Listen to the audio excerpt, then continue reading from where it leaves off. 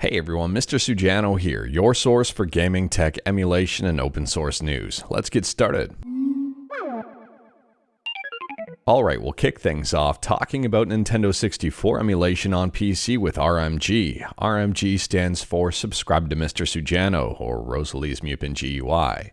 And RMG just got a brand new update. So at the time of filming, version 0.6.4 is the latest update. We've got some improvements, fixes, and changes, and one of the things that I like is they've added the system region to the ROM information dialog. Rosalie says this is the 64th release of RMG. They'd like to thank everyone for using RMG, reporting issues, helping testing, sharing RMG with others, and contributing code. They really appreciate that this project has gotten so popular, and they never imagined they'd come this far when they started this project 4 years ago. If you are curious about RMG and wanted to learn more about it, I'll drop a link to it in the description below and feel free to check it out. It's 100% free and open source. Next up, we're quickly talking about Windows emulation on Android with Horizon Emu. Now for the record, I don't know if Horizon Emu is safe or not. The code is not open source. However, someone's got Assetto Corsa up and running on it. I'll drop a link to the Reddit post in the description below and feel free to check it out. It appears they're getting between 15 to 30 frames per second and the game is looking good. Next up, we're talking about Nintendo Switch emulation on Android with Ziunx. Now we talked about Ziunx the other day. There's a screenshot circling around that the developers say that there is a virus or two in this thing. And apparently there isn't, so it's a very weird screenshot. One of the developers reached out to me. Since my news is open source, here's a screenshot of the conversation. Hey bro, I'm the developer of Ziunx. I just want you to at least correct the wrong fact about Ziunx having virus. It was a fake chat made by Horizon fans for no reason. We changed the logo and this situation is extremely getting out of hand. Please help us and support us, we are sick of this. I can assure you that Ziunx doesn't have any viruses, and I don't have any experience at making them neither. Now take what you want from that, and also pay attention to this. Here's their GitHub. They've got version 5 and version 6 listed. For version 6, they fixed some bugs, some changes in the UI, increased performance, and decreased temperature issues. So Antique, who is behind the Switch emulator Sudachi, says how does one do all of those things by simply changing and moving text values around? Only change was adding emoji to and changing the string to the settings values. Furthermore, apparently there's a version 6.5 of Ziunx floating around, and Antique says it shows Ziunx has not changed anything other than images once again, going from version 6 to 6.5. So let me know your thoughts about Ziunx in the comments below. Do you think it's safe to use? Do you think it's good? What do you think is going to be the future of it? In my opinion here, I'm still avoiding this one because there's just too many inconsistencies. But moving on, and next up we're talking about Nintendo Switch emulation with Ryujinx, and Ryujinx got a small update here that's fixed a long-standing bug. So at the time of filming, version 1.1.1339 is the latest update, and it fixes the month-long bug of Yu-Gi-Oh! Rush Duel not being able to boot. It now doesn't crash on boot. Moving on, and we're talking about PSP emulation on iOS with PPSSPP, and PPSSPP on iOS just got a brand new update. So at the time of filming, version 1.17.3 is the latest update. There's Bluetooth gamepad improvements, the select button now works properly, and the guide button can be mapped. Game mode support for iOS 18. And we've got some fixes as well. Moving on, and we're talking about PS3 emulation with RPCS3, and RPCS3 got a handful of updates. There were a few reports of RPCS3 taking longer to load certain games than an actual PS3, and there was a change here to hopefully match RPCS3 with an actual PS3 in terms of game loading times. Additionally, RPCS3 has received a bunch of fixes and tweaks in the last few days. They're currently on version 1.6627. Moving on, and we're talking about GameCube and Wii emulation with Dolphin, and Dolphin has also received a bunch of updates. If you play Shadow the Hedgehog, there is an update that adjusts widescreen values to work properly for both the original game and the widescreen hack versions. For retro achievements, they've improved the progress label. So here's the before and here's the after. With the after, things are far more specific. Instead of saying 33%, it says 2 of 6. In the achievements dialog, they've also fixed cutoff text. For example, here's the before, and in the description, it stops at from and there's no detail as to what exactly the rest is. And here's the after where it lists out the entire description. For Dolphin QT, so not on Android, they've made some adjustments to the CPU clock override slider. It now goes in 1% increments, and the lower limit is now 1% as opposed to 6%. Moving on, and we're talking about Resident Evil. Now, we talked about this one the other day when, out of nowhere, it was rated for PC in Europe, the original Resident Evil. And a lot of people were speculating that this game was going to get some sort of re-release. And it turns out it did, and it turns out that Resident Evil 2 and 3 are expected to get a re-release as well over on GOG. In my opinion, this is a pretty big release. I mean, it's got full compatibility with Windows 10 and 11. It includes 4 localizations, they've improved DirectX, there's new rendering options. They've improved timing of the cutscenes, game video player, and even more, and there's full support for modern controllers. Additionally, they say this is completely uncut, with even more blood, graphic violence, and gory scenes than the worldwide monster hit version on PlayStation.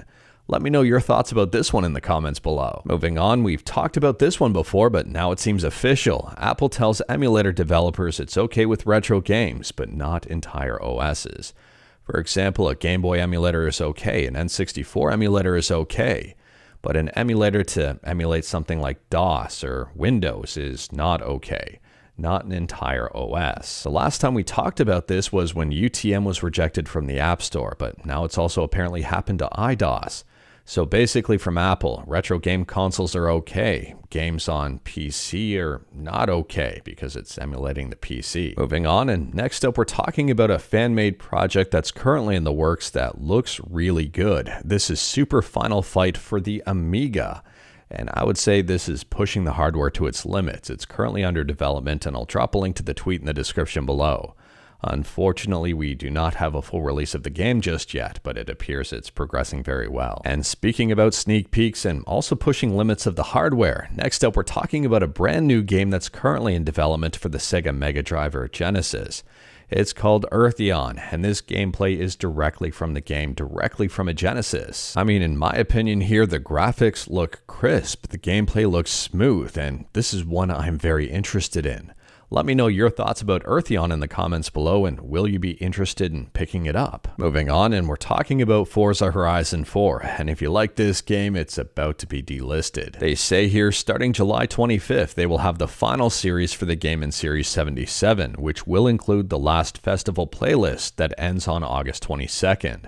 After Series 77 ends on August 22nd, you will no longer be able to access the playlist screen. On December 15th, Forza Horizon 4 will be delisted from stores in the Xbox Game Pass. This means the game and its additional content will no longer be available to purchase. Players who already own the game and its content will be able to download and play it as normal, including its offline and online and multiplayer features. Next up, this one's a quick one. We're talking about Mortal Kombat 1. There's been a brand new data mine, and I'll drop a link to the YouTube video in the description below, and feel free to check it out.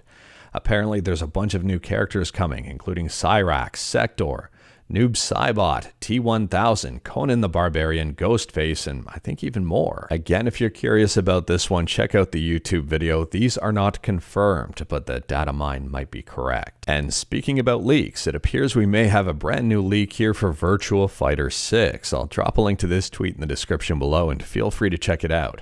This is literally all we've got right now. It's not a whole lot, but it's definitely something. And I don't know about you, I'm a sucker for fighting games, and I am probably going to pick this thing up if it actually releases. Let me know your thoughts about Virtua Fighter in the comments below. Next up is another quick one. We're talking about Epic Mickey Rebrushed. If you're a fan of this game, if you're excited about this game, THQ has just revealed the release date. It will be releasing on September 24th of this year. And for PC, the Steam store page has already been updated to reflect the release date. Now, there are some collector's editions for this game, but they will be for console only. For PC, it's just digital. And speaking about consoles, next up we're talking about Vampire Survivors on PlayStation. And a lot of people want this game to release on PlayStation, and so does the developer of Vampire Survivors.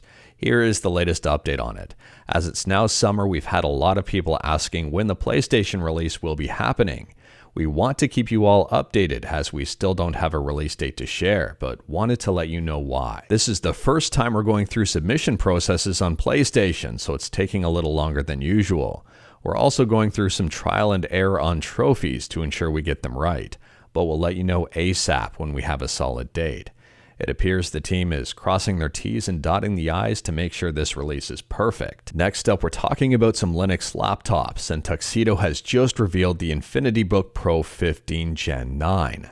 There's an Intel version and an AMD version. So for the AMD version, it's a Ryzen 7 8845HS with the Radeon 780M integrated graphics.